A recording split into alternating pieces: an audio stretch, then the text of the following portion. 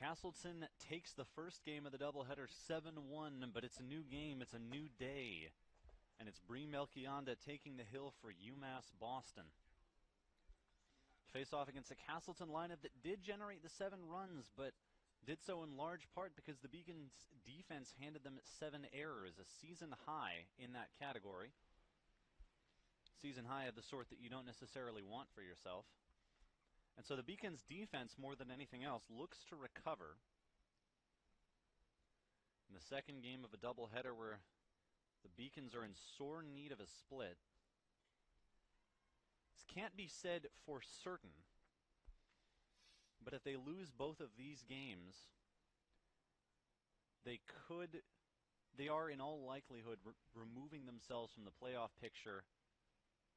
There would presumably be a very small window for them to slip through, but if they want to preserve a realistic shot at it, they are in need of a win here in the second game.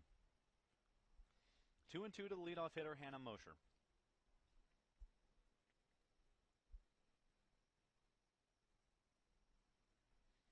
Melchionda checks the wrist.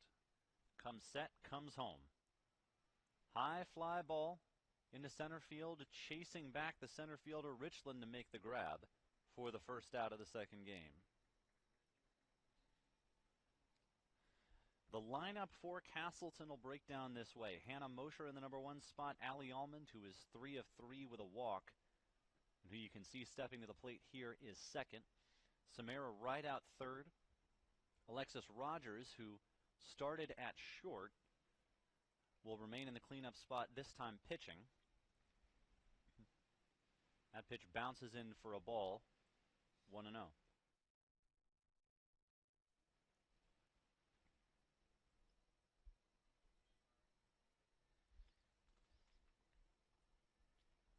One and 0 to Almond. Swing and a miss, and that's what Melchionda will give you. All kinds of zip. After Rogers in the lineup, it's Miranda Fish starting once again in left field. Following her, Alex Brulette, Erin Ricks, Jess Heinrichs, and Kayla Fack. 1-2 now to Almond, who had arguably the best game out of anybody in either lineup in the opener. Melchionda, for the second time in the at-bat, bounces a pitch in the count 2-2.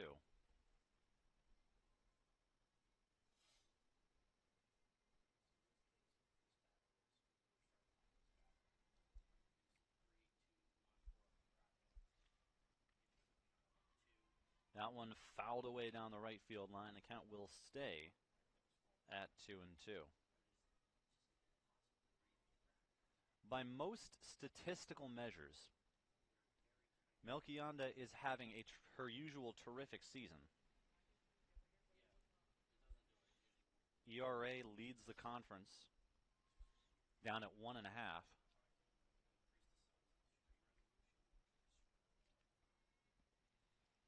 But she has had some issues with the control in recent weeks, the grueling nature of a long season. As you can see now, 3 pitches in the at-bat have come bouncing in.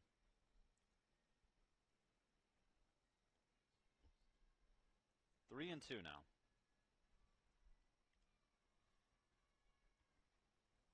Fouled away at the plate, and we'll do it again.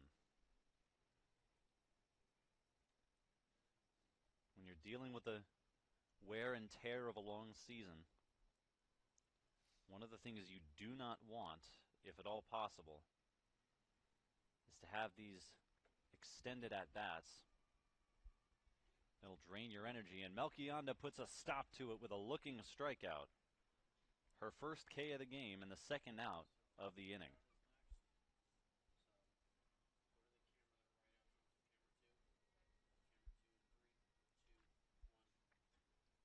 The Beacons' defense behind her will line up this way. Adriana Fusco stepping in at left field, where we saw Tam Landry start the previous game and then Mackenzie Cahill substitute. Sophie Richland in center, Amari English in right. Lauren Miner and Sydney Sandin, Kaylee Bruce and Jordan Toomey around the diamond from third to first. And Tam Landry back at the catcher position, handling Melchionda.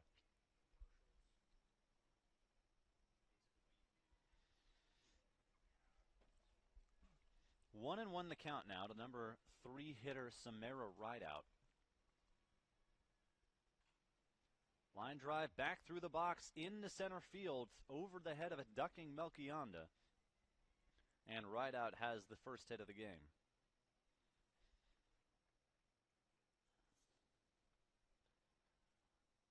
Still 2 gone in the inning. The runner on first. And the batter will be the the pitcher, Alexis Rogers.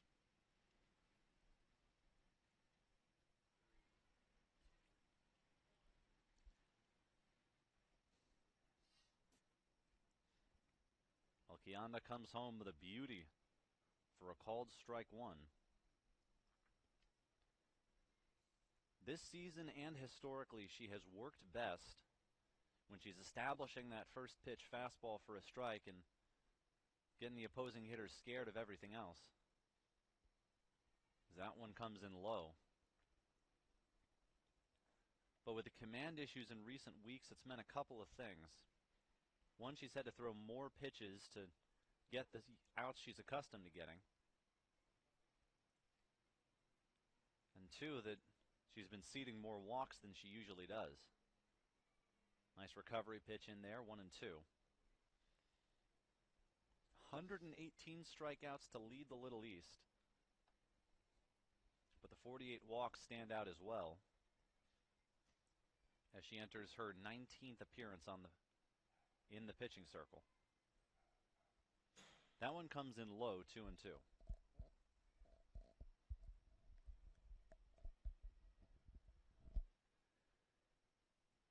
Rogers started it short in the last game, will be the starting pitcher for the Spartans in this one, as Melchionda reaches back for some flames and Rogers fouls it off.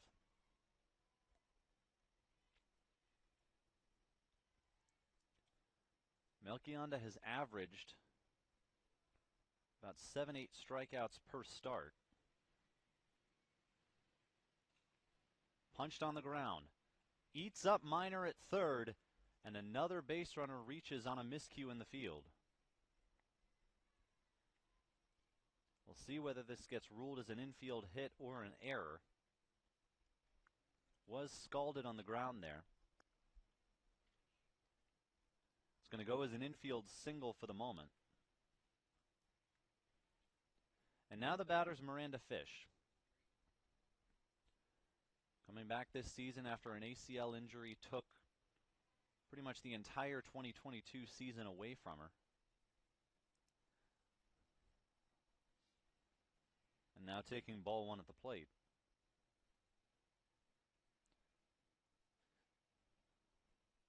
So it will be ruled a single.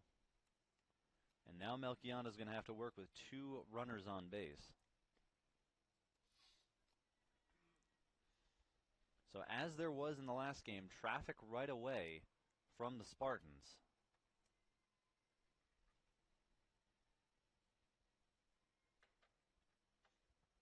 Off speed, off the plate. And now Melchionda behind 3-0 to a hitter with the capacity to punish her for it.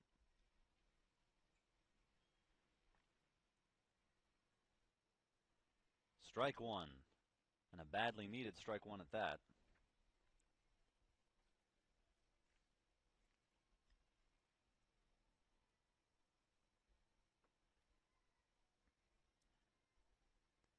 Rideout at second, Rogers at first. The 3-1 pitch is lasered down the right field line, but foul. And with a 3-2 count, the runners will get a jump on Melchionda.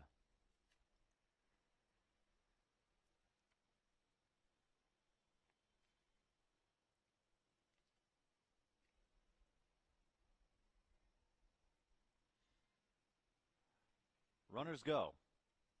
Swing, and that one is grounded to third. It eats up Sandin in the hole at deep short, and everybody's safe.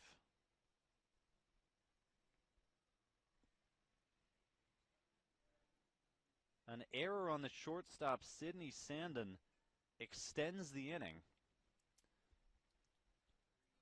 Sandin, that's her 7th error on the season. All of them have come since that switch from her usual position in center field to where she is right now at short.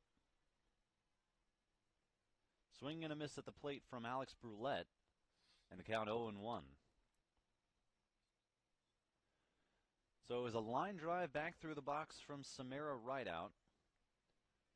A hot shot ground ball to third from Alexis Rogers that went as an infield single. And now the error on Sandin to load the bases. So Melchionda in trouble right away, only partly of her own doing, as the would-be inning ender turns into an extender. 0-2. Dribbled out in front of the plate. Melchionda fields to first for the out, and she just does wriggle out of the traffic jam. No score through a half inning. Beacons to bat when we come back.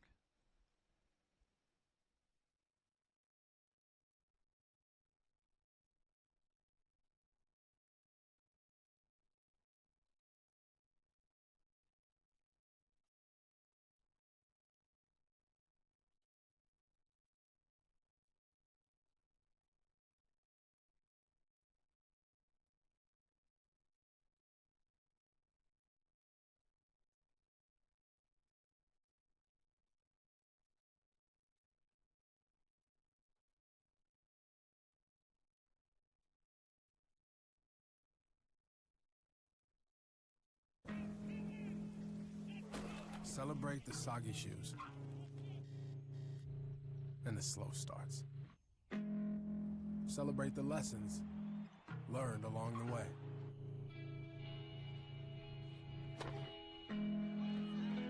These are the wins. Not the shiny nail-biting kind. These are the last a lifetime kind.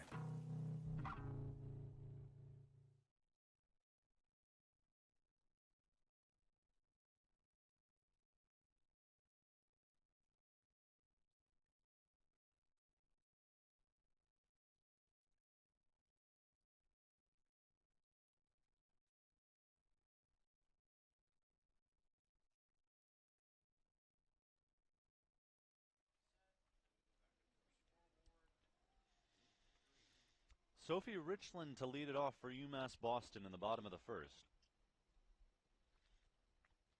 For an offense that generated just the one unearned run in the first game of the doubleheader, looking for a little mini renaissance here.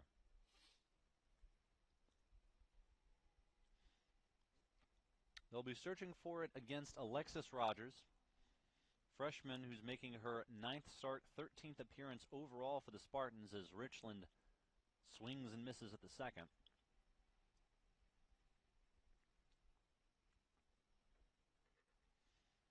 Rogers will throw a bit harder than Olivia Joy, who you saw in the last game, but hasn't had quite the same level of success. That said, still a very talented pitcher and forces a line out to third for the first out.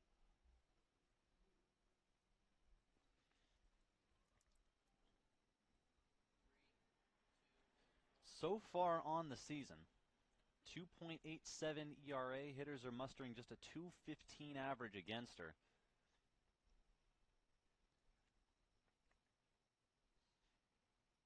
But she has gone 5 innings in none of her last 5 outings, after doing so in the majority of her first 7. Part of it is the way roles shift throughout a season, pitchers moving fluidly between starting and relief roles. But whatever role she has been in, she has produced. She'll hit for herself in this one. The designated player spot not in use on the Castleton side. For UMass Boston, Melchionda, we expect in an effort to preserve some of her energy, is not going to be batting for herself. She's in the flex position with Lauren Bethia in the designated player spot. Count now 2-2 to Kaylee Bruce following up Richland. Behind her will be Sydney Sandin, Amari English, and Lauren Miner, with Bethia in the 6th spot. Jordan Toomey, Adriana Fusco, and Tam Landry rounding out the lineup for UMass Boston. Ball 4 to Bruce. One of the few hitters in this UMass Boston lineup who has walked more than she's struck out. And now we'll bring Sydney Sandin to the plate with 1 on and 1 out.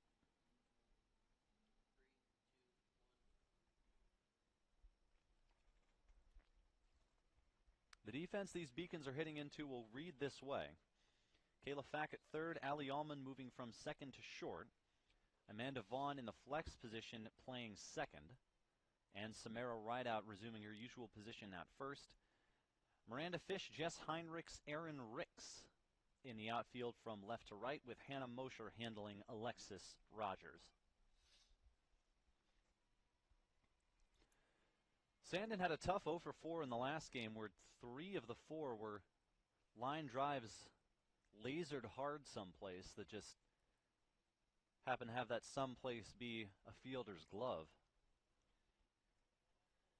But after keeping her average around 450, 460 for much of conference play, she's now 0 for her last 17.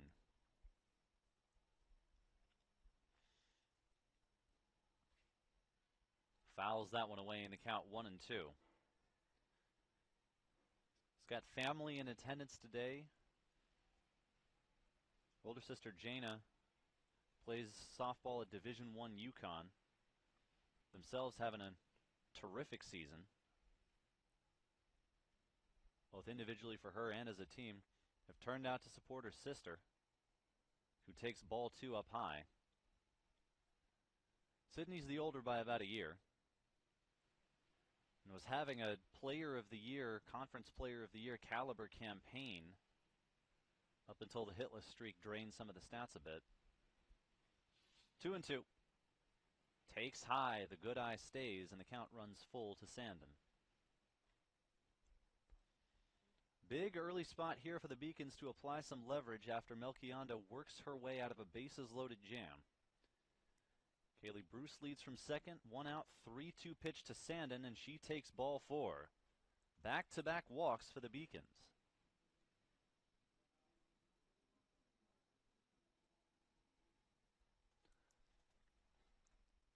And now Amari English to the dish as Eric Ramey wants a word with his pitcher. Talked to Eric Ramey earlier this week. He was aware of what Amari English and the Beacons' big bats can do. Said we have to limit their base runners so that their speed can't hurt us and the big bats don't have any red meat to tuck into. I'm paraphrasing a little bit here. But he knows the extra base hits are to drive in runs or a calling card of this Beacons squad. Aware of the talent, the athleticism. Got to see them down in Myrtle Beach and chat with the coaches earlier in the year.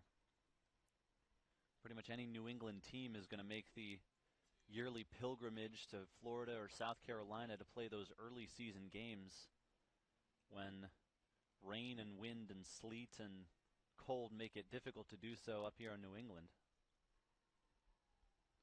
Well, most of us vacation in the summer. They do it, in a manner of speaking, in March, as English turned the hips, swung the heels, and couldn't quite make contact 1-1. English, an unapologetic slugger. Just 2 walks on the season against 19 strikeouts, but has slugged up a storm in her sophomore campaign. Her coach, Natalia Ardagna, remarking that she played last year, but she was still learning, and maybe more importantly, the coaching staff was still trying to figure out where to stash her, whether she belonged in the outfield or over at first.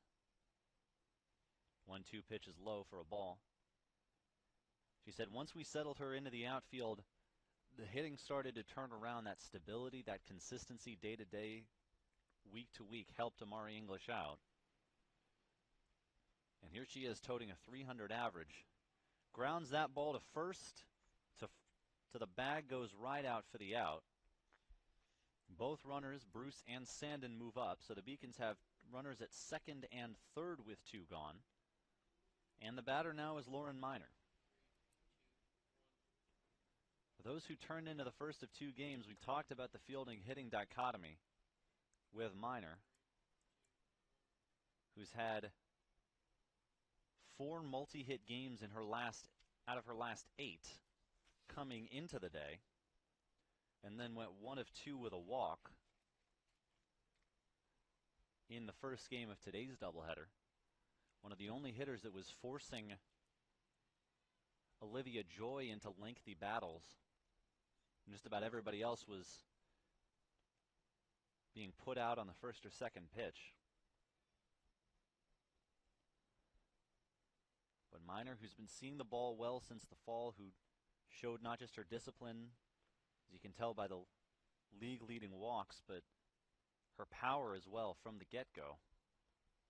Ability to adapt in different counts, but she pops this one up. Will it stay in play for rideout? Yes, it will. And the Beacons, like the Spartans, strand multiple runners in the first.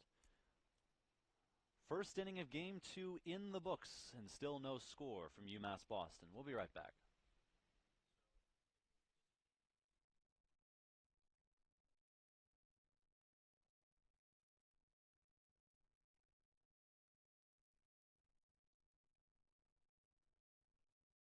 The University of Massachusetts Boston.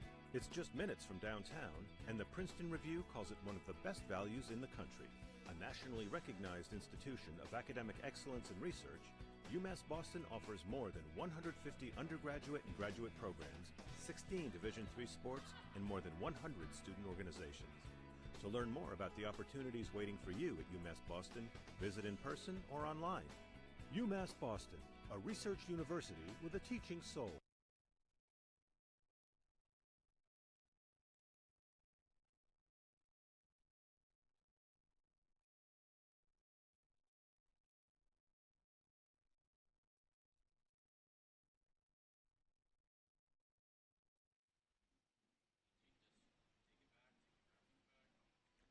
Top of the second inning. Aaron Ricks, Jess Heinrichs, Kayla Fack to square off against Bree Melchionda, who got through the first inning but not without some trouble. And we talked about the control issues that have been hampering her a little bit. Hampering being a relative term here, of course. You have to remember she's still leading the Little East Conference in ERA. But where it has been an issue, it's come up because some of the at-bats will have pitches mixed in that just stay low or stay high that aren't going to fool any of the hitters. They get a free ball out of the deal and get a bit more leverage. Slightly friendlier counts. She fires ball 1 here to Aaron Ricks. So how does the control improve or deteriorate as the game goes on for Bree Melchionda? Well, I'm sure it'd be a major point of interest. That one's off the plate, 2-0.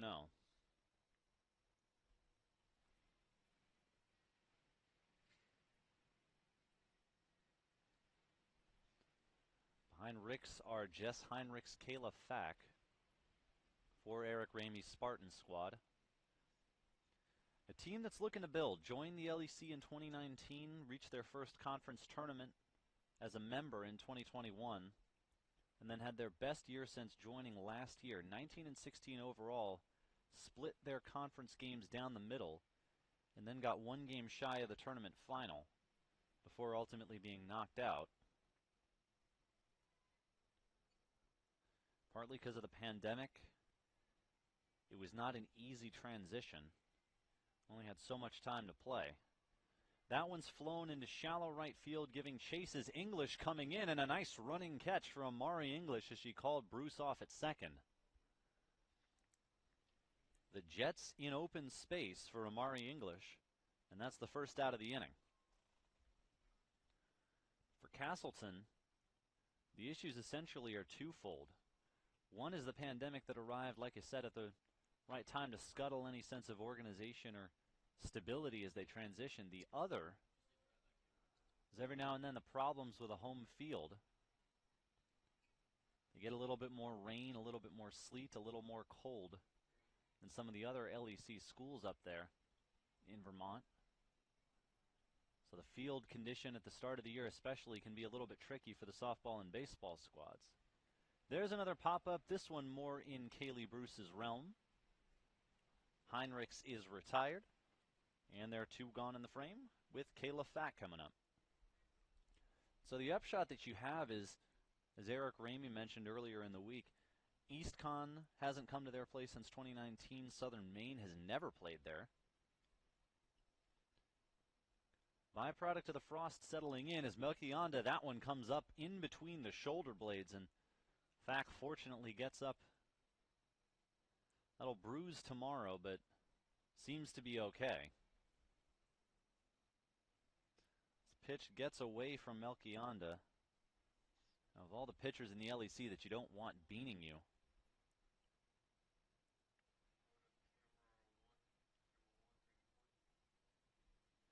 So Fack on base now.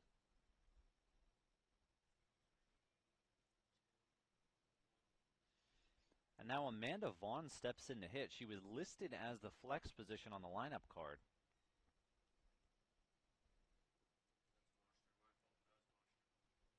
Correction, Hannah Mosher.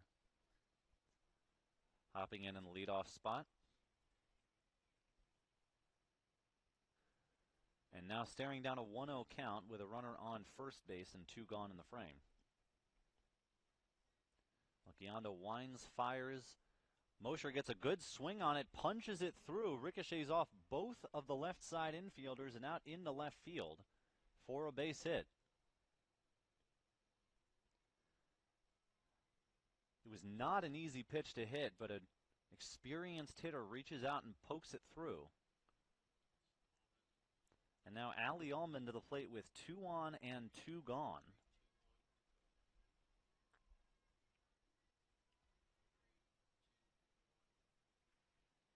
Melchionda winds, fires, fastball up through the upper half. And very few hitters in this conference will catch up to that pitch.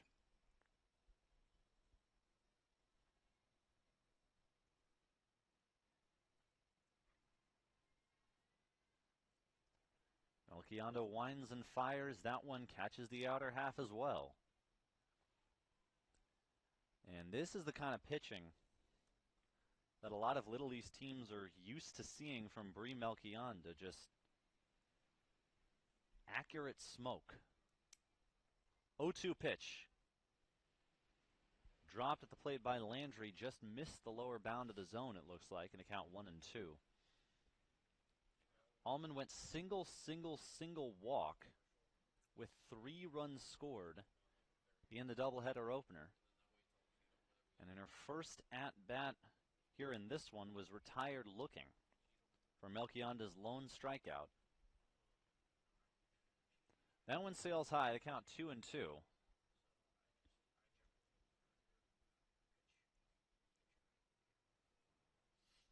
Checks the wrist, peers home, winds, fires. Ground ball to short. Sandin goes the shortest way. That's to third, and the inning is over. So once again, a couple of base runners for Castleton, but Melchionda strands them. And at the end of 1.5, we are still scoreless.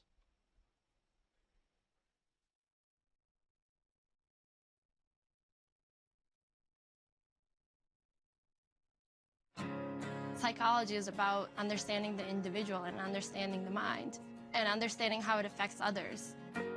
The main reason why I want to combine psychology and business degrees is because I want to understand the business decisions that are made.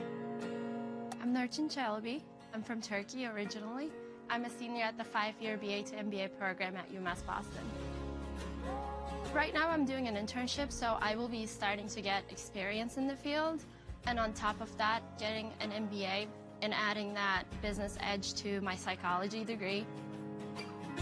I think in management, the biggest mistake you can make is to not listen.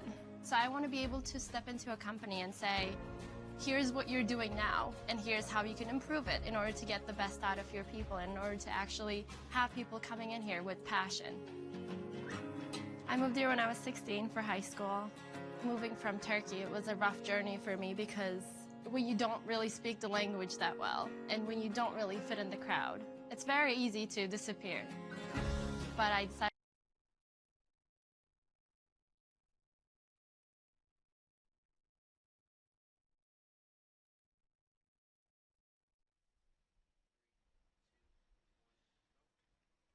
Lauren Bethia, Jordan Toomey, Adriana Fusco, the 6, 7, 8 spots in the bottom of the second inning for the Beacons. 2 walks in the previous inning, but both of them stranded. Now, it was not so much the issue in the previous game. They only stranded 6 runners the whole game. It was more so the lack of base runners as Bethia grimaces. Maybe it was the vibrations from the bat. 1-1 now.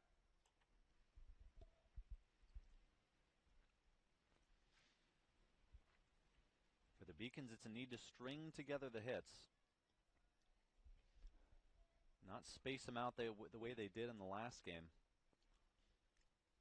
They also did not have an extra base hit.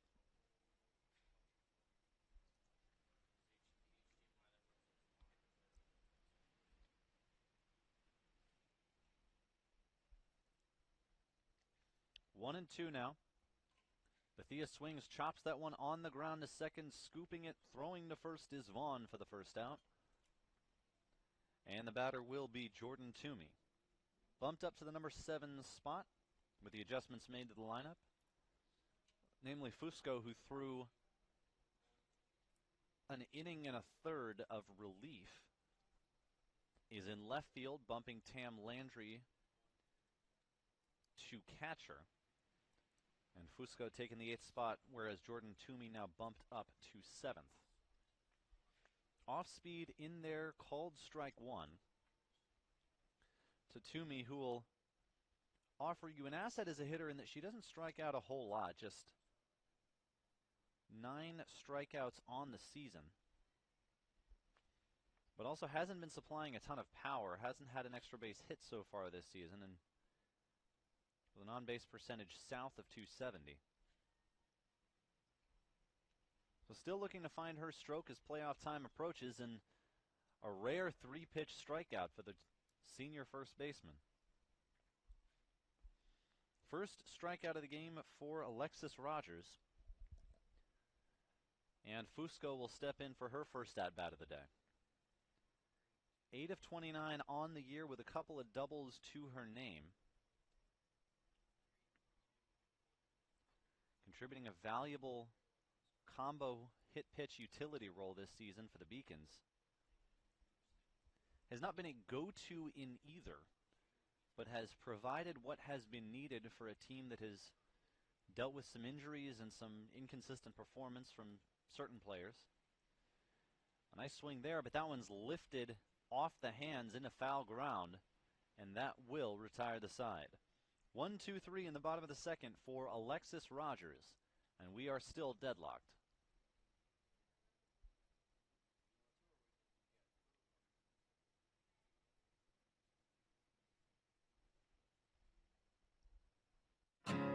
Psychology is about understanding the individual and understanding the mind and understanding how it affects others. The main reason why I want to combine psychology and business degrees is because I want to understand the business decisions that are made. I'm Nurçin Çelebi. I'm from Turkey originally. I'm a senior at the 5-year BA to MBA program at UMass Boston. Right now I'm doing an internship, so I will be starting to get experience in the field. And on top of that, getting an MBA and adding that business edge to my psychology degree. I think in management, the biggest mistake you can make is to not listen. So I want to be able to step into a company and say, here's what you're doing now, and here's how you can improve it in order to get the best out of your people, and in order to actually have people coming in here with passion. I moved here when I was 16 for high school. Moving from Turkey, it was a rough journey for me because you don't really speak the language that well.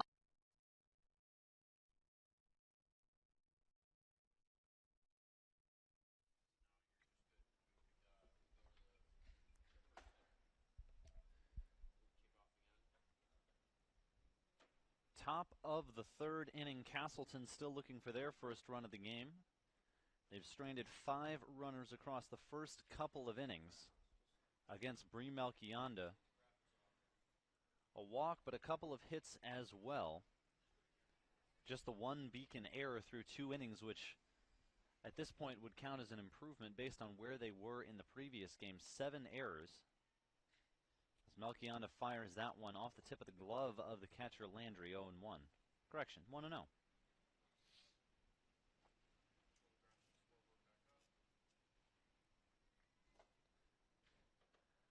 This is a must-win game as far as the Beacons are concerned. They're not eliminated from contention if they lose it, but the most realistic road to the LEC tournament runs through a win here in the second game of the doubleheader to at least salvage a split against a Castleton team that is looking better and better by the week.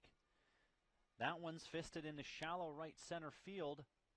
It is going to fall and roll a little ways, but a long single is all it'll be. A nice job there from Samara Rideout to lead off the third inning.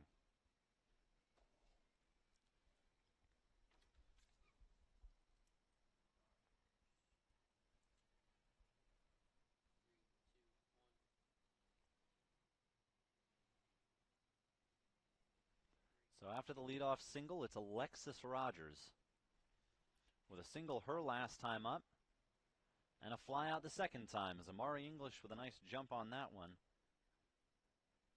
and makes the short distance for the catch. So a couple of quick at-bats to start the third inning.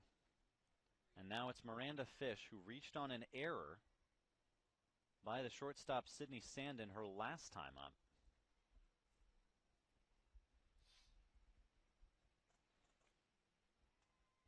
Fastball up high from Melchionda, ball 1.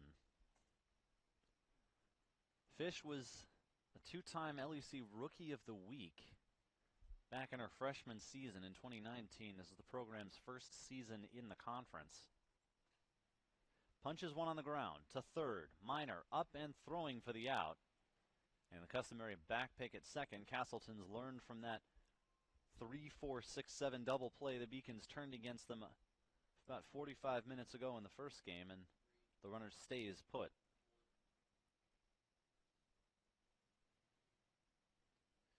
So 5-3 on the putout. Fish is retired.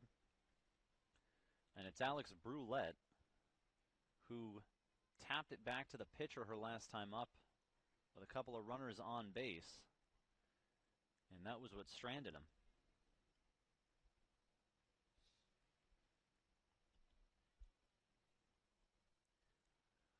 Melchionda has stranded 5 through 2 innings. She's got the one runner in Rideout, now on second base after the ground out. And the count runs to 1-1.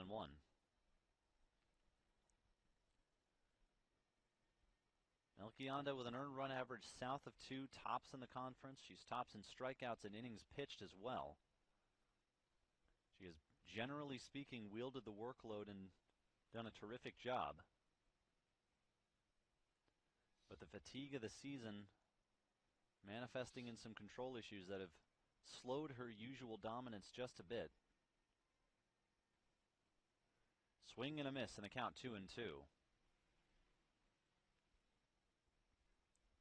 She is still, even at not quite her best, an absolute nightmare for opposing hitters to deal with. 2-2. High and the count is full. Runner will not be off with first base open. But right out in scoring position, and Alex Brulette, who drove in 2 runs with a double in the first game, looking for another run driven in to kick off the scoring in this one. She won't have it. Exit stage right, Alex Brulette, as Melchionda's second strikeout gets her out of the inning. 6 runners stranded for Castleton through 3. We'll be right back.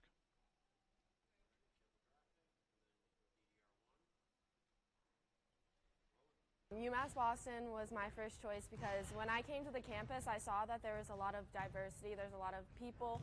Here there's a lot of international students, so it's really cool to meet people from different countries, different parts of the world. I'm Julia Murphy. I'm from Canton, Massachusetts. I'm Olivia Murphy. I'm from Canton, Massachusetts. We're sisters. We're sisters.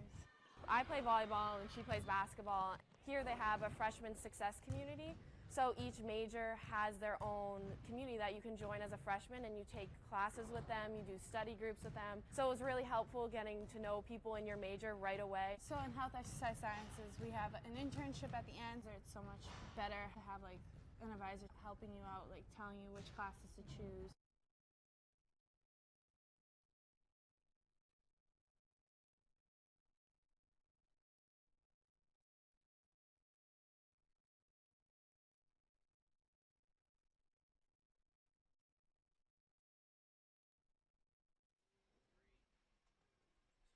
Tam Landry in the number 9 spot, set to lead it off. She does with a bunt. This is going to be a tricky play, and she's in there with a bunt single.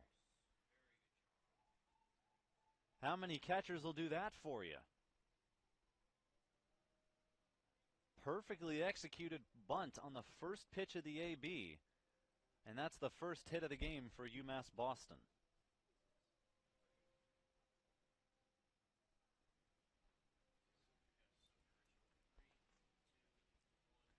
Sophie Richland now with a couple of hits so far today.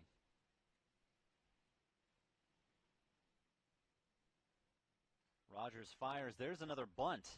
This is going to be another tough play. The throw is bounced. The runner's safe, and the Beacons playing the tiniest of ball to great success so far in the bottom of the third inning. 2 bunt singles. And with Landry, at the very least, the corners aren't pitching up on you. With Sophie Richland, the scouting report is out and laminated and embossed and bound into some handsome volumes by this point. It is that well set. She is going to bunt on you. She's going to drag bunt. She's going to have these little swinging slap hits. There are times where I almost wonder, and I know the LA Dodgers tried this defense way, way back against pitchers who were trying to bunt against them. This is 40-odd years ago. They would bring in an outfielder to stand maybe 30, 35 feet from home plate just to guard against bunts. And they'd be operating with a 5-man infield saying essentially, we dare you to hit this ball by us. Now, Sophie Richland is no lowly hitting pitcher. She's batting around 325. But you almost wonder if it's worth overstacking the infield against a hitter who loves those slap hits so much. Another bunt, this time from Kaylee Bruce, and that one goes foul 0-2. So the Beacons dancing with the ones that brought him and continuing to lay them down. Whether a sacrifice or an attempt to bunt for a hit in this situation, I could not tell you. But Tam Landry at second, Sophie Richland at first, 0-2 to Kaylee Bruce, who swings away and will head back to the dugout as a consequence. Second strikeout of the game so far for Alexis Rogers. And now Sydney Sandin. Walked her last time up, still hitless in her last 17 at-bats. And looking to make a big impact here with a runner in scoring position. Taking ball 1 from Rogers.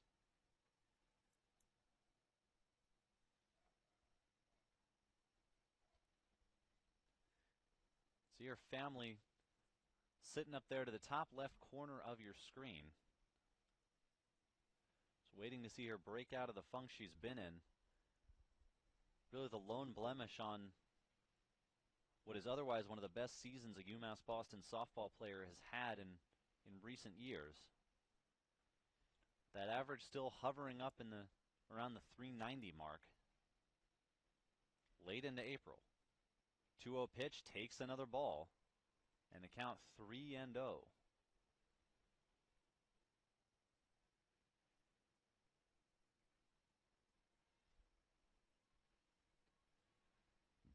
Big opportunity here for Sandin. Does she have the green light? She'll take it. That's not the 3-0 pitch you want anyway. And the count 3-1 now.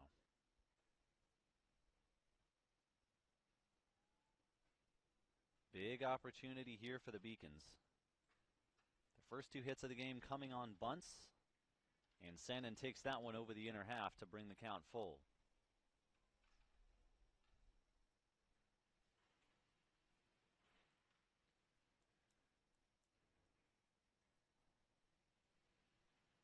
Sandin, the likely all-conference first-teamer by season's end.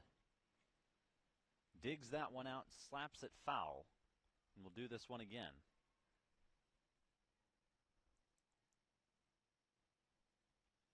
Has that motion between every pitch, the half swing into the full swing. If that's any indication of her discipline, her ability to hold the bat back on bad pitches, seems to be working. Line drive, left field, that ball's down and foul. By a matter of inches, 2 runs stay off the board.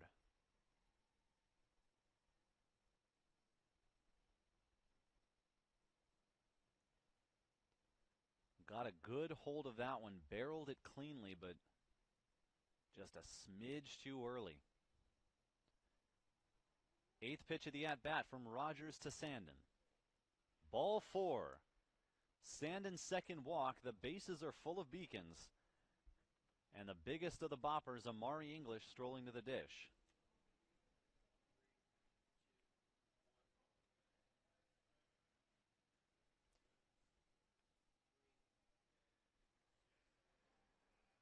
This is exactly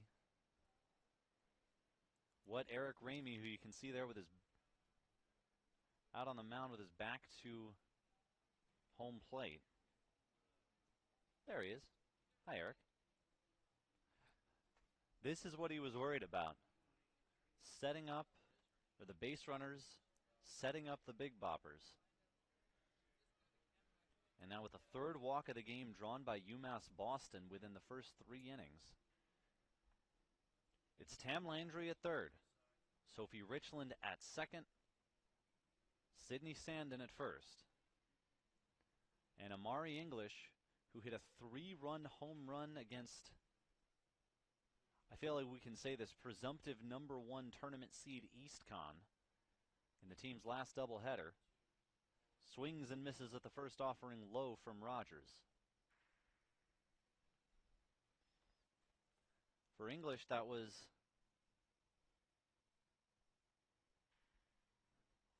by no means the first home run of the season. She's got 4, but she dribbles this one to first. The throw comes home. Safe. Safe at the plate is Landry. It was a force, but the catcher Mosher came off home plate. And Eric Ramey wants an explanation, but that is the Beacons' first run of the game. So English reaches on the fielder's choice. Everyone else moves up 60 feet. Landry comes in to score. And it's 1-0 in favor of the Beacons, their first lead of the day. And the umpires will now have a little conference. Unless the field umpire has some strong opinion about this, the call will stand. The home plate umpire has the best view of it, and the call's maintained. 1-0 UMass Boston. A couple of bunt singles, a walk, and a fielder's choice as Rideout tried to come home. And Eric Ramey still offering his 2 cents, turning it into 10 cents. And with a big smile, he goes back to the dugout. Lauren Miner to the plate now. A hit and a walk in the last game. Popped out to end the inning her last time up. And elevates this one as well, but out of play. 0-1.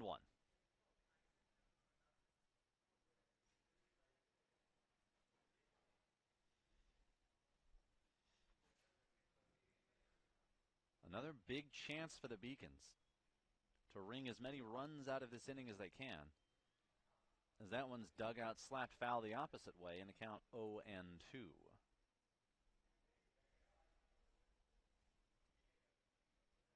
Bunt single Landry, bunt single Richland, walk to Sandin after the strikeout of Bruce, and then a fielder's choice from Amari English that plates a run.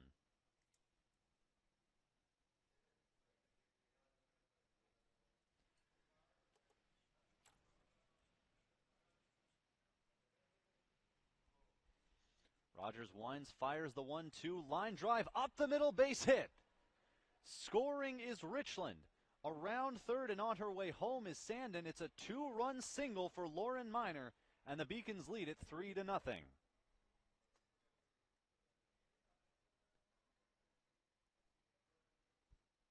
Delivering with the runners in scoring position.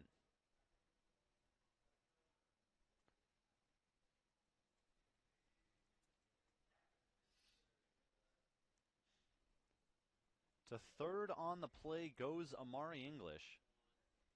And so the Beacons still have them cornered with just 1 out.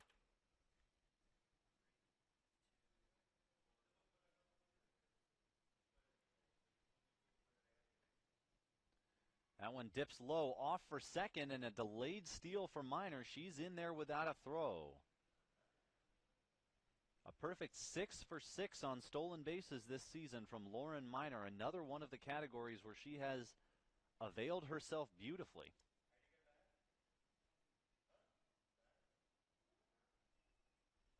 And now it's Lauren Bethia. Popped up. First baseman right out converging, makes the easy grab, and there are 2 gone in the frame.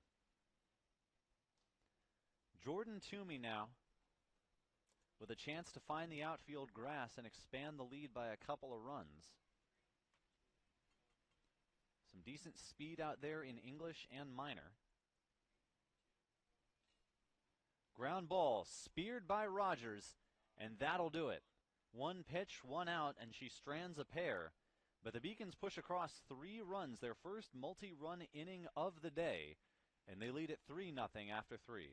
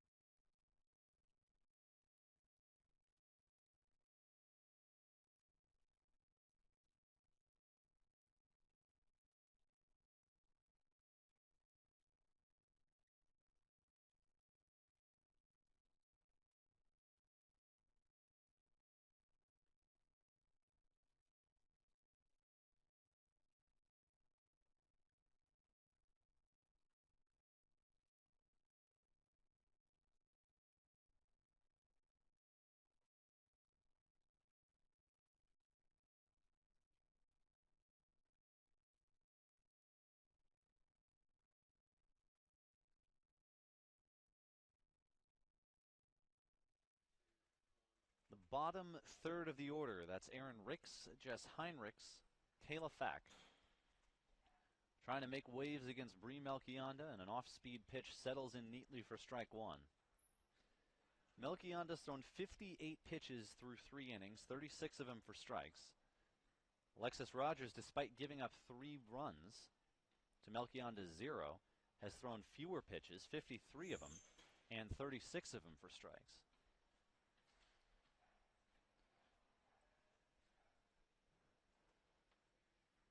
Hitters are 2 for 8 on both sides with runners in scoring position, but the Beacons have plated 3 runs and stranded 4 as that one's lined into center field for a clean single. The Beacons have plated 3 runs and stranded 4. Spartans have plated none and stranded 6. So the base knock for Aaron Ricks, and it brings up Heinrichs with 1 on and none out.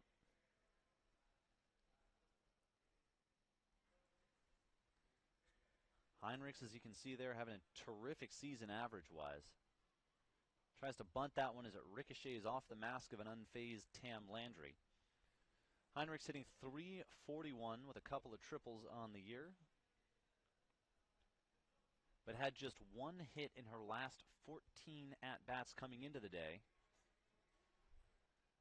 and is now just has 1 of her last 17.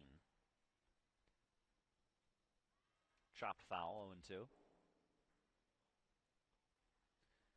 She got hits in her first 5 at-bats of the year. That was represented 2 of the 4 multi-hit games she's got on the campaign. And so she has seen better days and looking to get back to them this season as the tournament approaches. And the Spartans want the lineup clicking on all cylinders. 0-2. And Melchionda skips that one in like a stone across a pond, 1-2. Every now and then we've seen it. It seems to be the release point more than anything else, being not quite as consistent as we've seen from her in starts past. That one's punched on the ground, fumbled for a moment, but enough time to recover and grab the out at first as Rick scampers on into second. 1 gone in the inning, and the batter is Kayla Fack. Drilled on the back of the left shoulder by Melchionda's first pitch to her last time up. And hoping to get to reach with a bat this time instead of the body. Takes a fastball, a freight train of a fastball, but just misses off the outside edge. 1-0. With a runner in scoring position.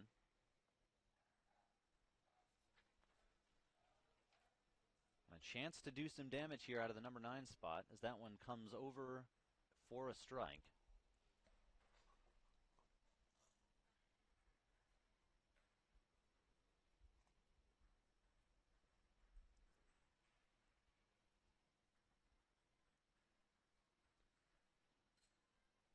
Fought off in the count 1-2. Fack has 4 multi-hit games so far this season, all of them coming, however, in the non-conference. She had a 4-game hit streak snapped in the first of the doubleheader today. Pop fly, medium right center. English makes the grab, tagging him on her way to third as the throw gets away, but backed up nicely there by the left fielder Fusco. We have seen English with a howitzer for an arm out there in right field make some ambitious assists so far this season. And taking a minute there down the line is Erin Ricks. Looked like she may have just gotten tangled up with the bag or had the wind knocked out of her on the slide. I don't believe the throw from English hit her.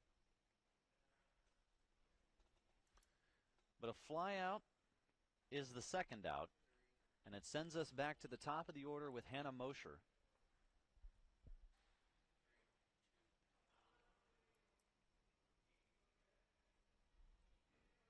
Still 3-0 in favor of the Beacons. But Castleton with an opportunity here to cash in the runner on third. And worth mentioning here as well, along with the control issues that we've been talking about for Melchionda, there has been the issue of wild pitches. 16 of them on the season. That one's tagged up the middle, diving for it, and stopping the ball is Sandin, but unable to make the play. Too well placed, and an RBI infield single puts the Spartans on the board. Hannah Mosher with her second hit of the game, as Erin Ricks comes in to score.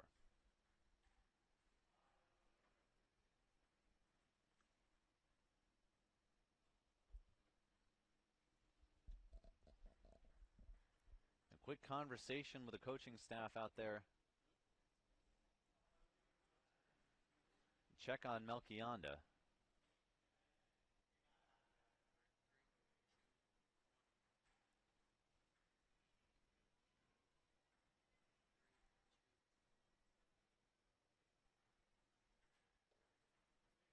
Mentioned the wild pitches. They have been coming in greater and greater number. We've got 16 of them on the year, but 9 of them have come in her last 6 starts. Framingham State, Plymouth State, a couple appearances against UMass Dartmouth, Suffolk, and then EastCon. She has remained effective in spite of them. Off speed, inside edge for strike 2. Melchionda on the verge of working her way out of the inning with just the one run seeded. Wines, fires, that one sails high, and Landry fakes the throw to get Mosher scampering back to the bag. Mosher has stolen 3 out of 4. This is not a Castleton team that runs a whole lot. Just 18 steals on the season, second last in the conference coming into today. 1-2, change of pace, and the string pulled gets Melchionda out of the inning. Castleton gets one and strands one, and at the end of 3.5, the Beacons still have a 2-run lead.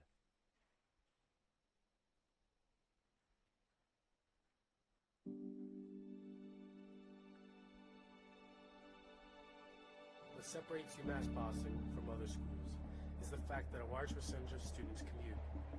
For me, it takes 2 hours each day to go to and from school, but every second has been worth it because the students that come here are serious about learning, they value their education, and understand where it'll take them in the future. This is what UMass Boston means to me.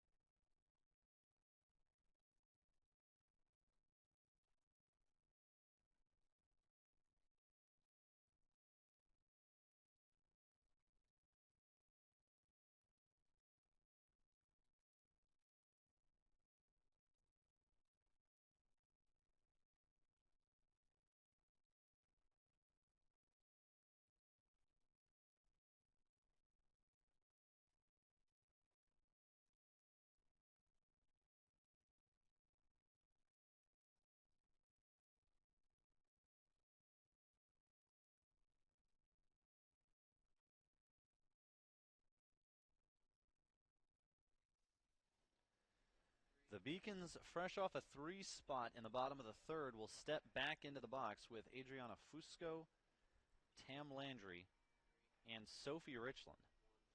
Fusco is the only Beacon in the lineup who didn't bat in that third inning. They sent 8 batters to the plate. 3 of them came around to score. A couple of bunt singles led it off. A walk kept it moving. An RBI fielder's choice and a 2 RBI single put it over the top.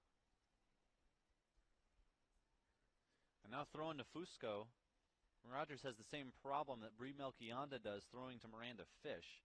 There's just not that much of a strike zone to throw to. Just 5-1 there in the batter's box for Fusco. And the 2-1 count will reflect every inch. Beacons have some taller, lankier players on this squad. Amari English, Lauren Miner, Sophie Richland, all around 5'10", 5'11", even 6 foot. But not too many players on the shorter side. And those are the ones that'll make you as a pitcher feel like you're trying to throw to a postage stamp of a strike zone. 3-2 pitch from Rogers to Fusco. And that's high on ball 4. Fusco takes the free pass.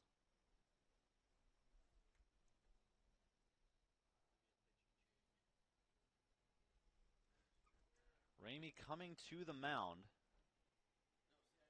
for a visit. We will see if this is a pitching change or just a meeting there. He is going to take the ball, and we're going to step aside for a moment. New pitcher coming up for the Castleton Spartans when we come back.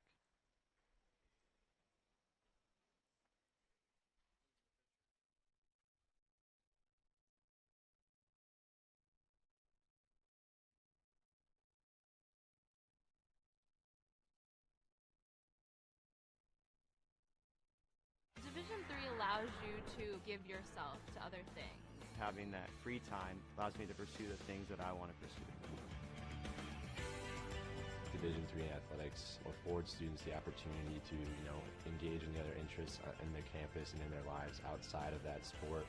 It allows you to just be able to do everything you want to do. I wouldn't change it for the world.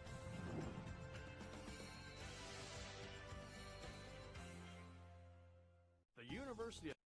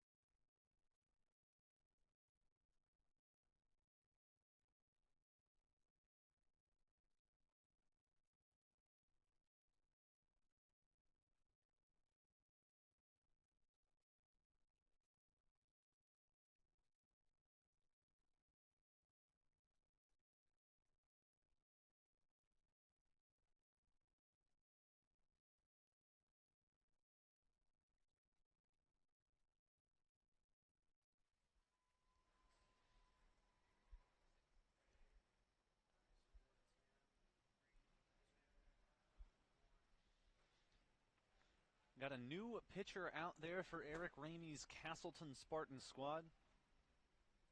It's Katie Gallagher, who's provided solid innings out of the pen for them all season, and now makes her 10th appearance on the year, her 7th in relief. It's coming into this one toting a 4.39 earned run average. And a bunt here is going to move the runner along as Landry, for the second consecutive at-bat, lays one down. Moving to second is Fusco. Now for Gallagher, 22 innings pitched, the 4.39 ERA as we mentioned, but in conference play, 8 innings pitched, just 1 earned run. In case you think the sample's skewed, it includes some innings pitched against EastCon, a team that is liable to make it difficult on just about anyone.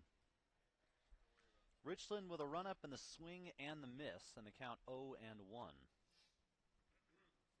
So the Beacons giving themselves a couple of chances to drive Fusco in from second.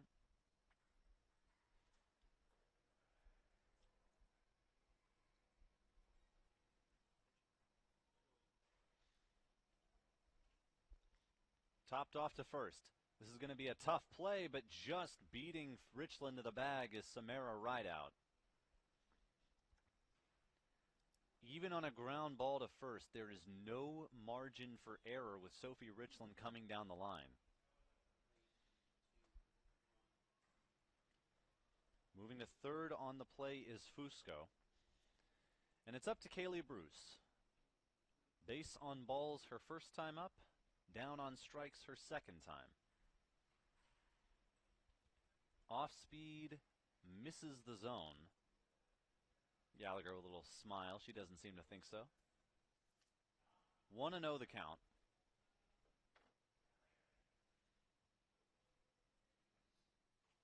Bruce reaches out, slaps that one to second, but up with it, scooping to first is Vaughn, and the side is retired. So the leadoff walk squandered by the Beacons, and at the end of 4 full, they're still up by 2.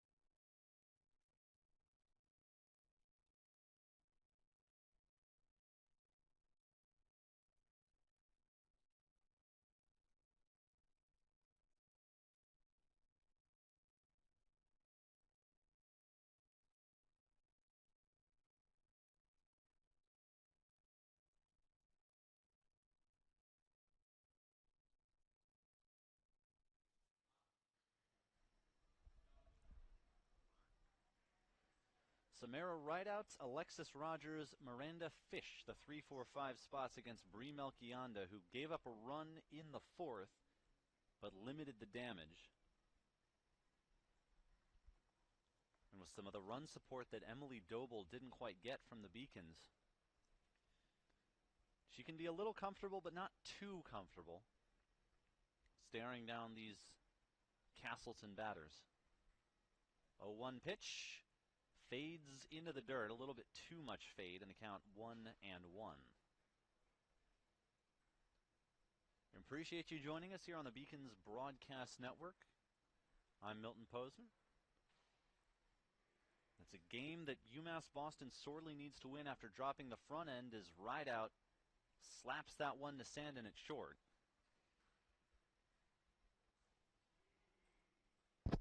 One gone in the frame. And Alexis Rogers, who's 1 of 2 so far in this one, will try to improve on that mark.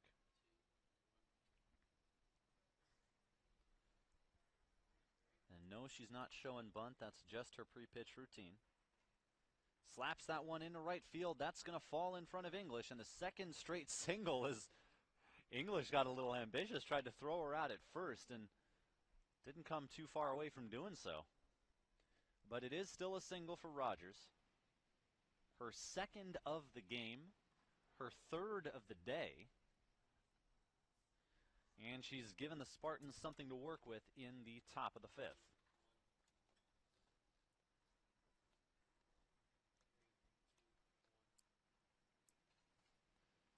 Topped off to third.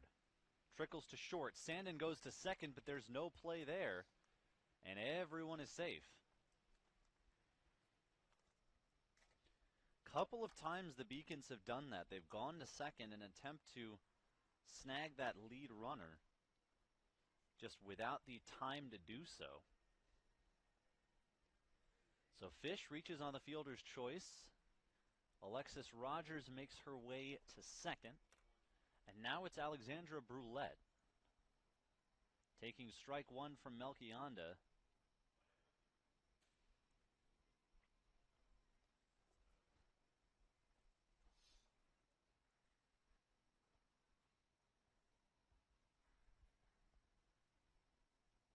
A 1 pitch sails high.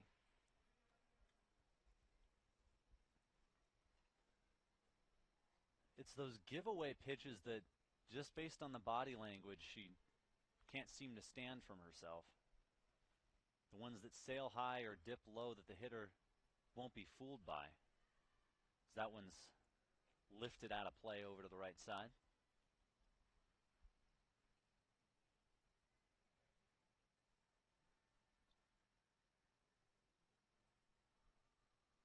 Beacons lead it 3-1 after dropping the first game 7-1.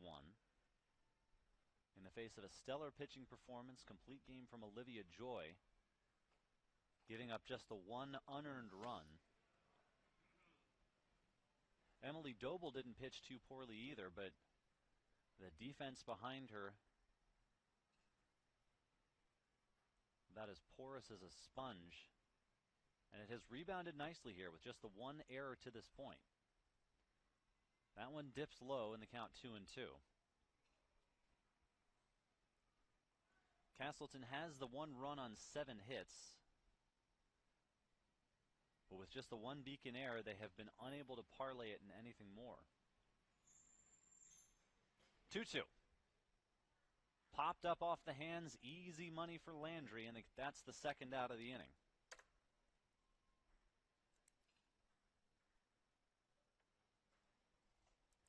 Still 2 on, with Rogers at second, Fish at first. And we're going to have a pinch hitter strolling to the dish now. It's Madison Wilson. She's had 25 at-bats so far this season. 3 have produced hits. None of them for extra bases. She's got 2 walks as well.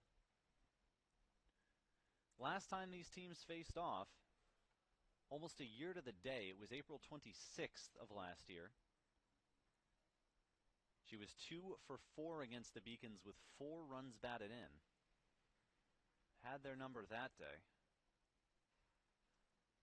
She also remains to be seen whether we'll see her in the field, but all this talk about errors so far today on both sides, especially on the Beacon side.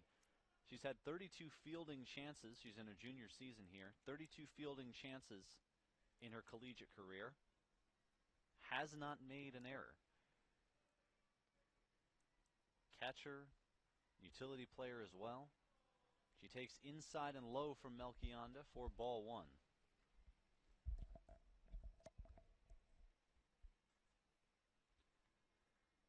Rogers still at second, Fish at first. 2 gone in the inning, 1-0 the count to Madison Wilson.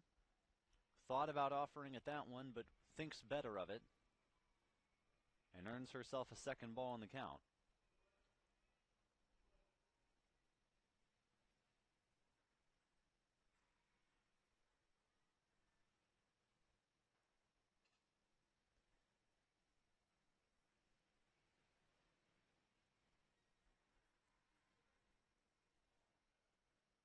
checks the wrist.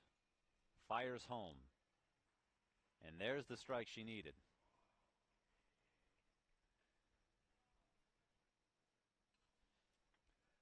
We've had a pinch runner as well over there at second base. It was Jordan Hill, a freshman, pinch running for Ricks.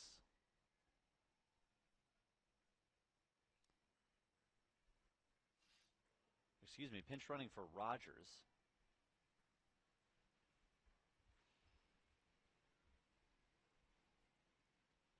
So Hill at second, Fish at first, 3-1 pitch, swing and a miss at what would have been ball 4. And a throw back down to second nearly got Hill picked off. Well, if you want confidence as a pinch runner, not getting picked off is certainly a start.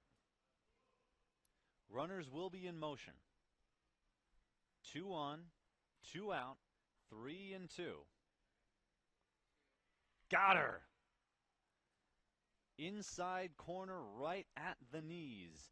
And Brie Melchionda strands another pair of runners. That is 9 stranded through 5 innings of 1-run ball for the Beacon starter.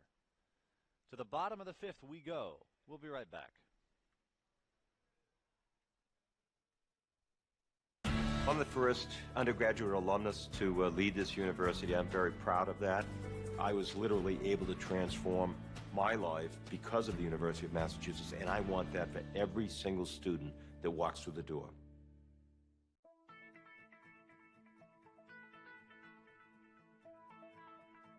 College has given me the flexibility to pursue my passions and my interests, and I've recreated my identity for myself aside from just being an athlete. My greatest personal discovery has been that I am capable of doing things that I didn't know I was capable of doing. To be able to study what I wanted to and continue to play the sport I love, all of those things came together very nicely in one package in Division III.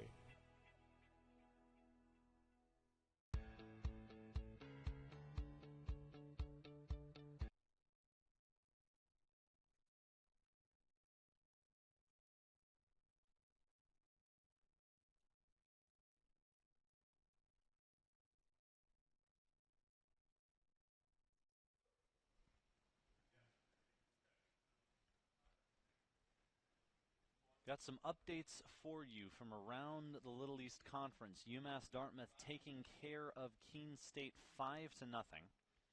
Keene State falling out of playoff contention. They're now 3-10 in conference, whereas UMass Dartmouth jumping up as Castleton did with a win over UMass Boston to 7-4.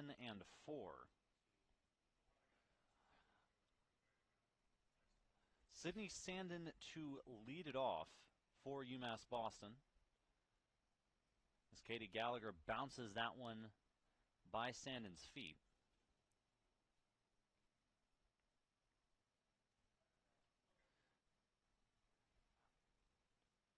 Over in the Southern Maine UMass Dartmouth game, it just wrapped up with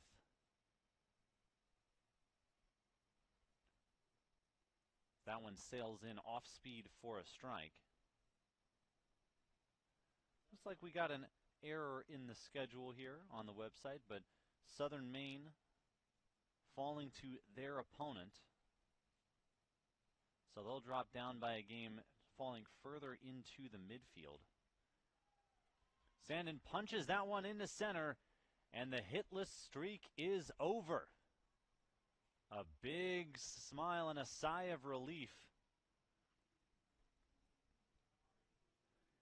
The streak is done. 17 at-bats without a hit, and it wasn't that she wasn't hitting the ball hard, but it's that moment where you feel like the fates are conspiring against you to keep that ball off the outfield grass. Sydney Sandin finally gets her base hit. And for the Beacons, they can only hope that their number 3 hitter is back to her usual dominant self, the version that we've seen all season long.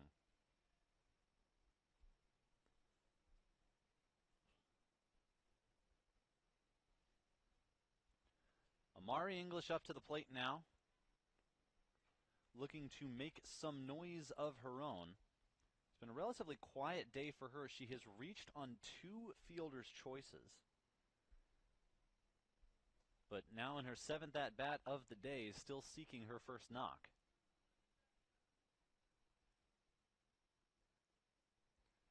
Off speed, sails high, and the count 2-1.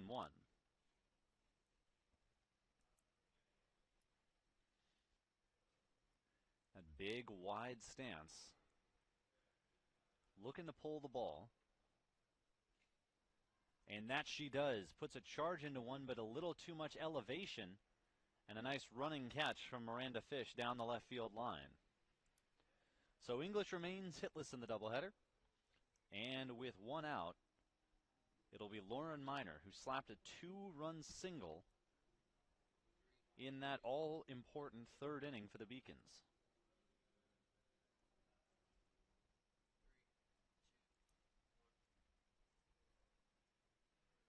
Two hits and a walk on the day for the freshman. She takes a well-placed pitch over the outer edge from Gallagher for a strike. Gallagher in her junior season had a terrific start to her career in 2021 as that one sails through. Scampering over to second is Sandin on what I would imagine is going to go as a passed ball.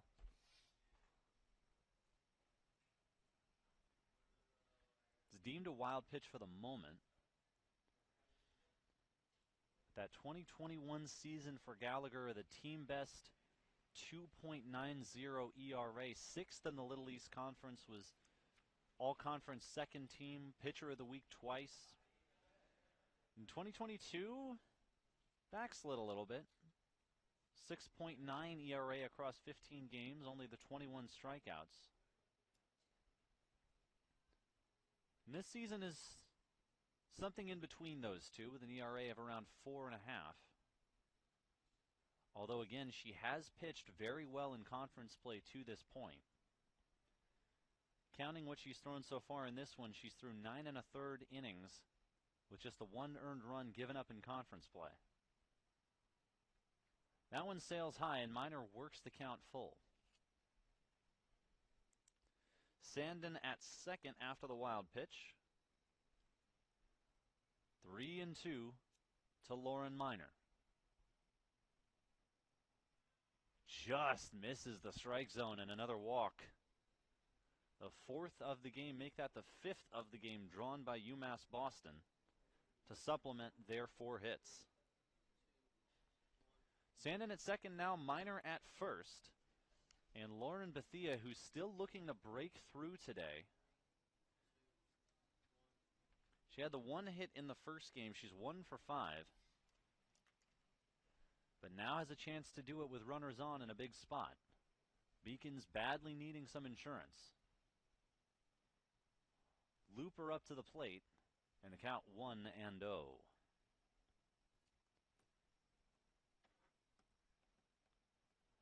The hitting has come for Lauren Bethia in recent games.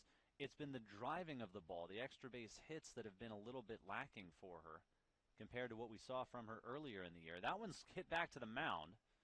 Briefly bobbled, but recovered in time for the out. So Bethia's retired for the 3rd time this game. The runners move up 60 feet apiece. And with 2 runners in scoring position and 2 out, it'll be up to Jordan Toomey. 0 of 5 on the day. Swinging at the first pitch, lofting that one into center field, coming on to make the catches. Heinrichs, and the side is retired. So for the 3rd inning, the Beacons strand multiple runners, and at the end of 5, it is a 3-1 game. UMass Boston was my first choice because when I came to the campus, I saw that there was a lot of diversity. There's a lot of people. Here there is a lot of international students, so it's really cool to meet people from different countries, different parts of the world. I'm Julia Murphy. I'm from Canton, Massachusetts. I'm Olivia Murphy. I'm from Canton, Massachusetts. We're sisters. We're sisters. I play volleyball and she plays basketball. Here they have a freshman success community. So each major has their own community that you can join as a freshman, and you take classes with them, you do study groups with them. So it was really helpful getting to know people in your major right away. So in health exercise sciences, we have an internship at the end, where it's so much better to have like an advisor helping you out. Like,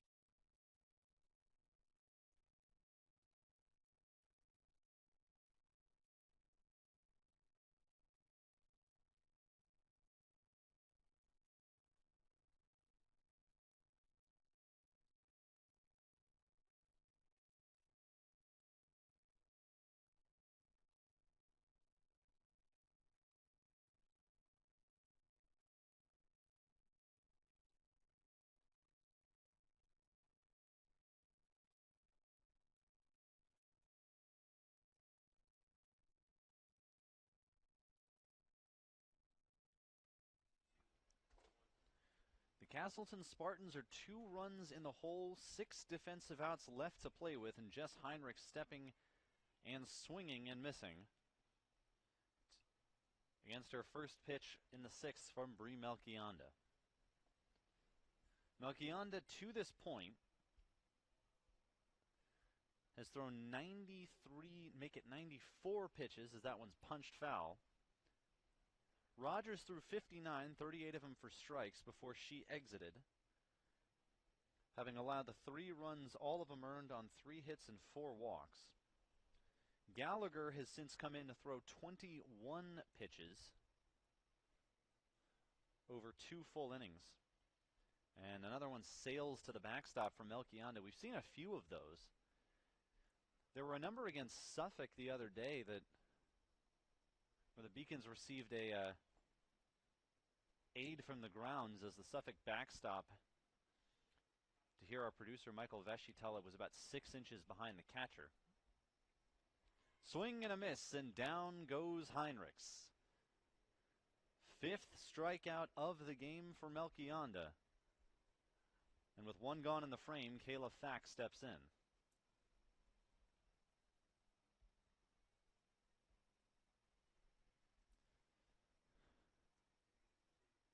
When the control isn't all the way there for Melchionda, the only option is to grit her way through. And to this point, she's done so brilliantly, taking a lineup that scored 7 runs, admittedly with the help of 7 errors, in the first game of the doubleheader, and holding them to a paltry 1 through 5 1/3. That one comes skittering in for ball 1.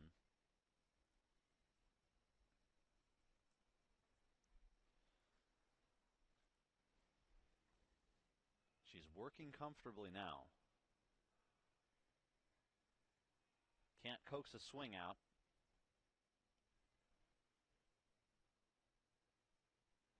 And the plate umpire checking down with the umpire at first. 2-1. That one's lined into right, foul, however. 2-2. This is what happens. You see a lot of those when Melchionda's pitching. The fastball is getting on the hitters so fast, especially the righties, where they wind up punching it foul off to the right. But the speed of the pitches helps them channel some line drives that have some serious zip on them. Swing and a miss. Back-to-back strikeouts for Melchionda. 3 in a row, counting the last one of the 5th.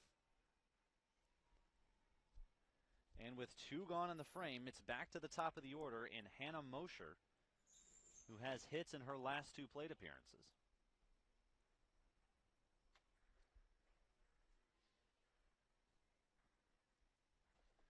It's been a typical day at the office for Mosher. 3 hits in 7 trips, an RBI, and a stolen base, and a run scored on top of that. 1-0 the count. Melchionda winds and fires. That one's lifted foul off to the left.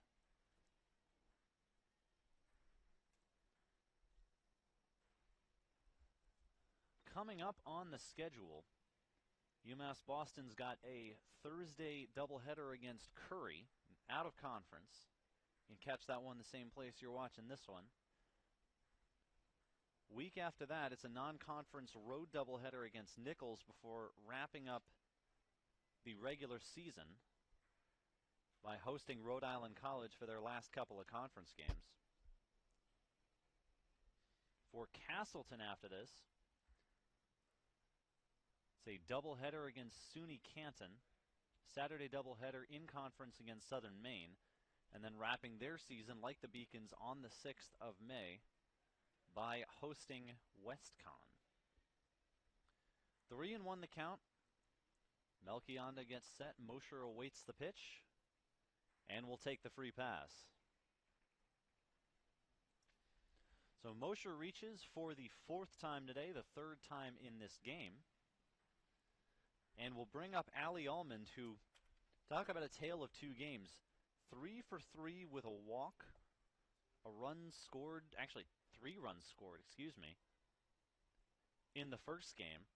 0 for 3 with 2 strikeouts here against Melchionda as that one gets by all the way down to second and taking a wide turn before retreating is Mosher. And so another wild pitch from Melchionda proves costly. Runner in scoring position now for the hitter who, despite a rocky showing in Game 2, has been terrific this season. And on balance has had the sort of day you can be proud of. 2-0.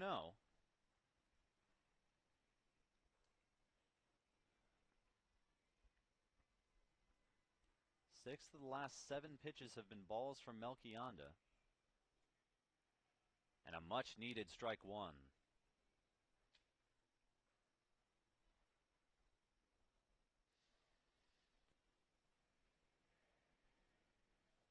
Mosher over there at second has stolen 3 out of 4 on the season. Popped up. Landry and Toomey giving chase over by the Beacons dugout, but the fence will not hold it. 2-2 the count now.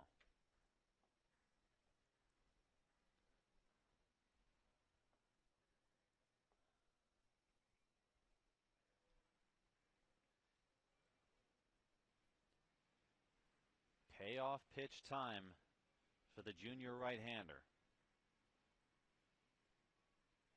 Allman awaits the pitch. And a nice catch by Landry to keep the runner at second.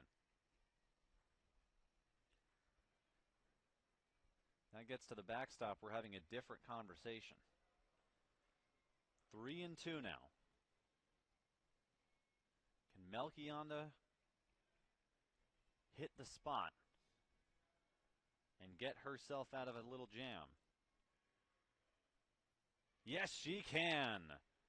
Off speed to strike out the side. 7 Ks in the column for Melchionda. And the lead, the 2-run lead that UMass has held for a few innings now, remains intact. To the bottom of the 6th we go when we come back.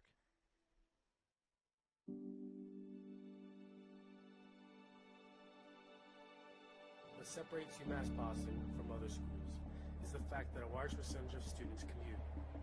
For me, it takes 2 hours each day to go to and from school, but every second has been worth it because the students that come here are serious about learning, they value their education, and understand where it'll take them in the future. This is what UMass Boston means to me.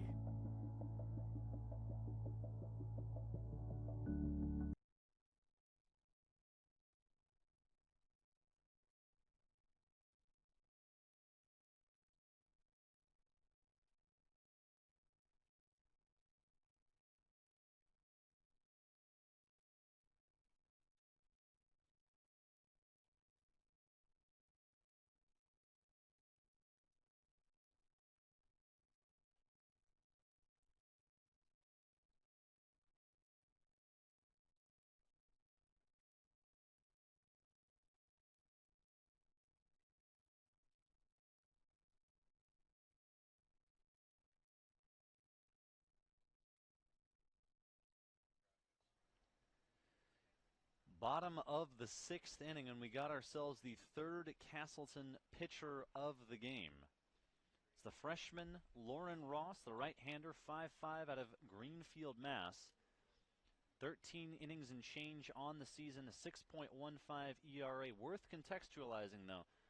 She gave up 5 earned runs against Rensselaer in her first outing of the year, but hasn't allowed more than 2 earned runs in any game since. Is usually brought in to go multiple innings, so we'd expect, barring extra innings, that she is the last Castleton pitcher we will see today, but you never know. Adriana Fusco, Tam Landry, Sophie Richland, the 8-9-1 spots due to get things going for Natalia Ardagna's squad that has held a multi-run lead for much of the game, but that nevertheless is itching to get some more, seeing the traffic that has clogged the bases against Melchionda.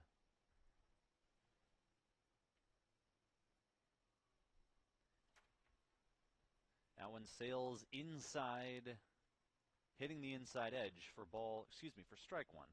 3-1.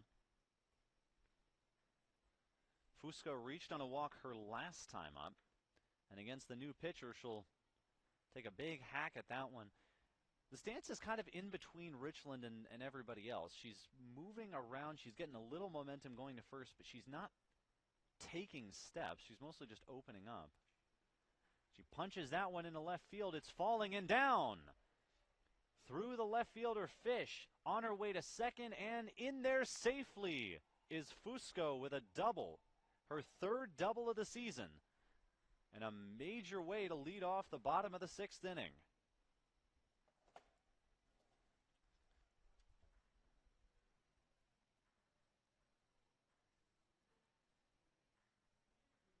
The first extra base hit of the day for UMass Boston. It comes in the 13th inning of play.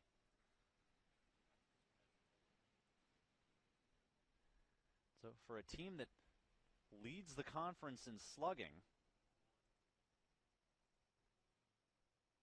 or led it rather for much of the season, to go this long without doubles and triples is certainly not what they're used to, but returns at an opportune time. And now Tam Landry, for the first time, I take it back, squares to bunt again, and the count 1-1.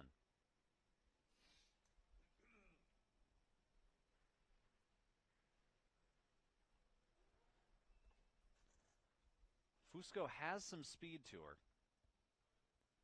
Has stolen 1 base this season in limited base running time. Landry squares again, pulls back, and it's 2-1. Beacon signaling that they're content to get just the 1 run out of this inning. They would like a little bit more cushion for Melchionda heading out in the bottom of the 7th inning, where she will face the 3, 4, 5 spots in the lineup. 2-1. Landry gets down the bunt, and it is a good one. She gets her job done as Fusco moves over to third. So another sacrifice for Landry.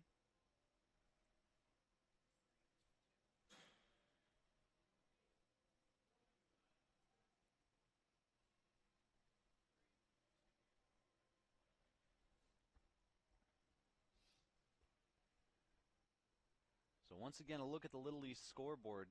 UMass Dartmouth triumphing over Keene State, East Con dispatching Rhode Island College, and UMass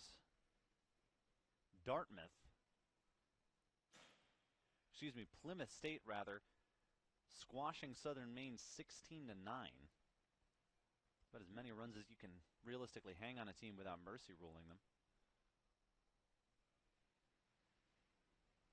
And now it's Sophie Richland with a runner on third and a 1-1 count, trying to provide Melchionda with just that added bit of insurance. And trying to help her Beacon salvage a split out of today's doubleheader. Slapped in the left. That one is falling. That one is caught! A terrific catch by Fish in left field.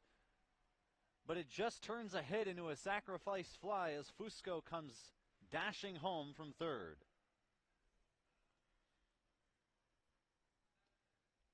Richland adjusting the usual approach and giving that one just enough of a ride to get the run home. Really was a terrific catch by Fish. But the run scores nevertheless. And now it's Caitlin Sawyer pinch hitting for Kaylee Bruce.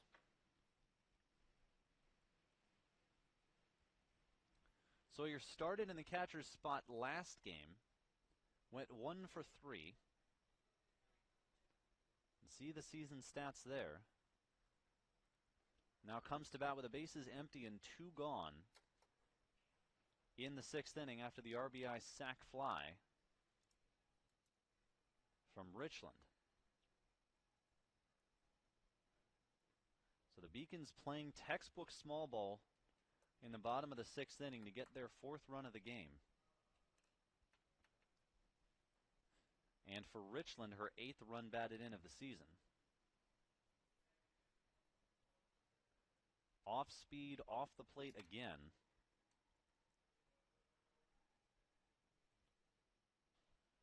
And for Lauren Ross, hasn't really ceded a ton of hard contact, but there's some, nevertheless, just a roller to short, and it can't produce an out. Samara Rideout can't dig the low throw from the shortstop, Almond. And it's going to be a throwing error on Almond as Sawyer reaches safely.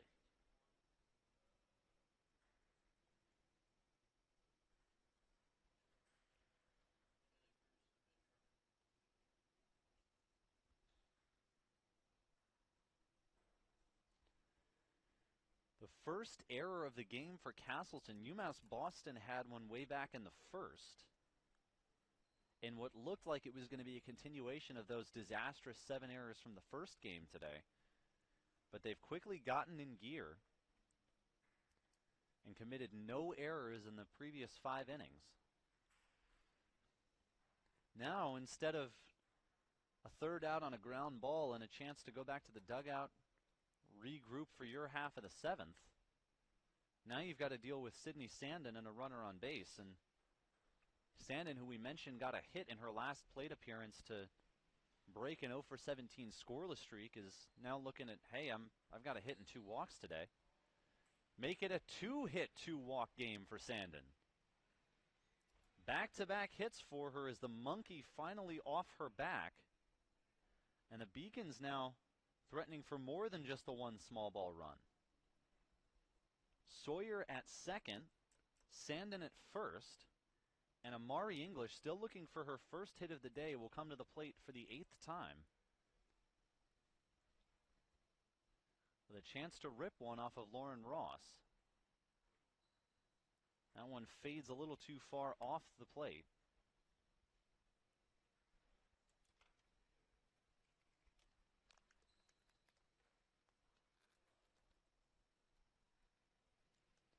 English reaches out, squibs that one off the end of the bat.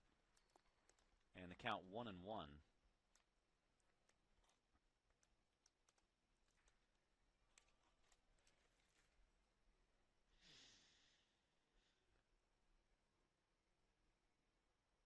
Ross stares in a good while, winds and fires. English dribbles that one short. Almond throws, got her. Amari English grounds out to end the inning, but the Beacons get a run. And at the end of 6, 3-run lead for Natalia Ardagna's squad. We'll be right back with the top of the 7th. Division III allows you to give yourself to other things. Having that free time allows me to pursue the things that I want to pursue. Division III athletics affords students the opportunity to, engage in the other interests in their campus and in their lives outside of that sport. It allows you to just be able to do everything you want to do. I wouldn't change it for the world.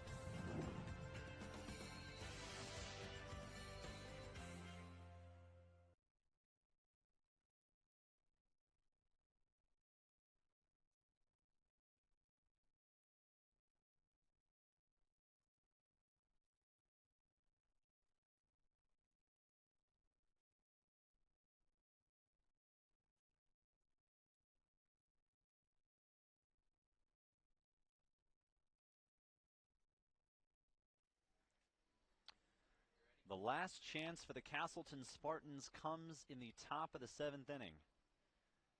They've got their boppers up. The first baseman, Samara Rideout, the pitcher, Alexis Rogers, and the left fielder, Miranda Fish. All of them with at least one hit today. And it's Rideout to lead off.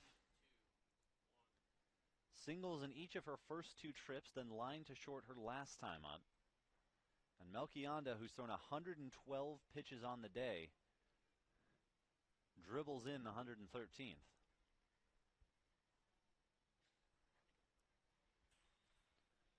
Luckily for the Beacons, who have played now 6 games, Melchionda fires that one in for a strike. For the Beacons, who have played 7 games, in the past 8 days, they will have a week off in between the Curry and Nichols games. There's no conference play this weekend for them.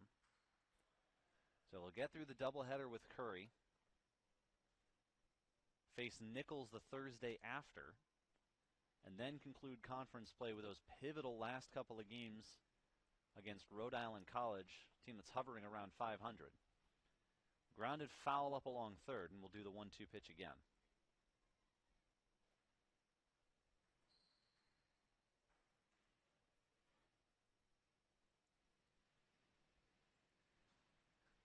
The way the standings look, EastCon at 11-0 is up above everybody. Castleton is tied with UMass Dartmouth now at 7-4, with Southern Maine having dropped to 6-5. Swing and a miss, and down goes Rideout. 8th strikeout of the game for Bree Melchionda. Alexis Rogers to the plate now. UMass Boston has fallen to 8th place below Western Connecticut, but if they can pull this one out, they'll certainly do themselves some favors. And they'll put them in a position where they could likely still hold their fate in their own hands. If they get up to 5-9, they'll be able to vault somebody surely.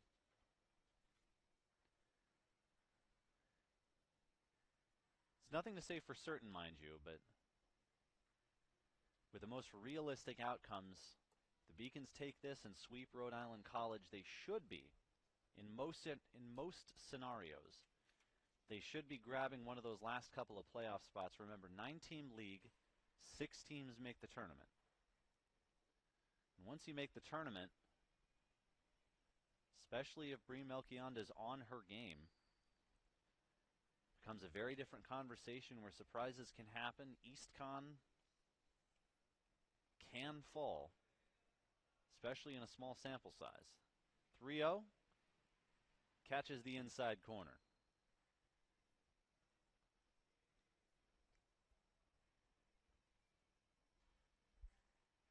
Alexis Rogers, 2 hits in this one. 3 on the day, takes another strike in the same spot. It's Melchionda digging deep here, 122 pitches of 1-run ball.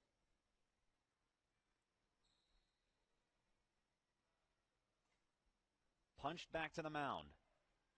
She's 1 out away. Miranda Fish, the last hope for Castleton to extend this game.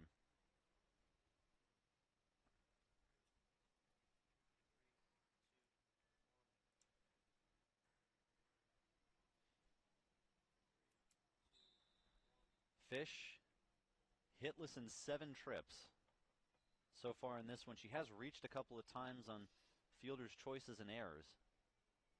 She takes strike 1 on the inside half.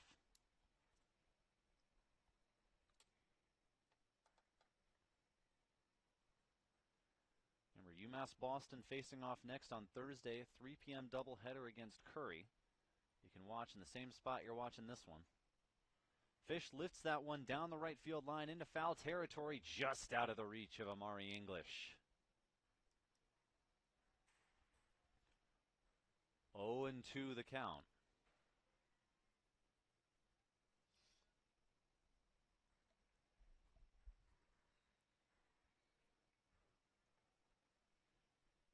Here comes the 126th pitch of the day for Bree Melchionda. 8 strikeouts so far, and that ball sails high for 1-2 count.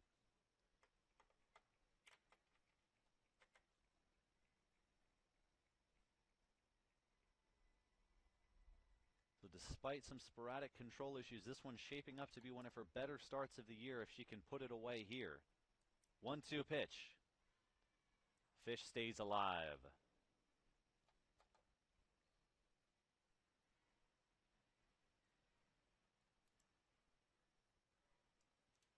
Refusing to go quietly. The sun getting ready to set over the harbor. Another 1-2 pitch spoiled. One slapped over by the back of the building, you can see in your shot there. 6th pitch of the at-bat coming to Miranda Fish. She battles to extend this game. Off-speed, ball game! 9th strikeout for Melchionda seals the deal on a 1-run complete game. And the Beacons split the doubleheader with the Spartans. Terrific days at the plate from Lauren Miner, from Sophie Richland. Fantastic pitching from Melchionda as she gritted through the control issues that we've been talking about, summoned the speed and the finesse, and yes, the control when it mattered most. And after a 7-1 loss, the Beacons come back with a 4-1 win. They will battle Curry. 3 p.m. doubleheader on Thursday. You can watch it at littleeast.tv. Castleton will face off in a Wednesday doubleheader against SUNY Canton before resuming conference play this weekend. I want to say a quick thank you to our crew before we sign off. For Dave Wahlberg staffing the graphics, for Mike Manzo and Addie Buddington manning the cams, for Sarah St. Cyr in the director's chair, and Michael Vesey producing. I'm Milton Posner. Thank you so very much for watching. Be happy, be healthy, be well, and we'll see you next time here on the Beacons Broadcast Network.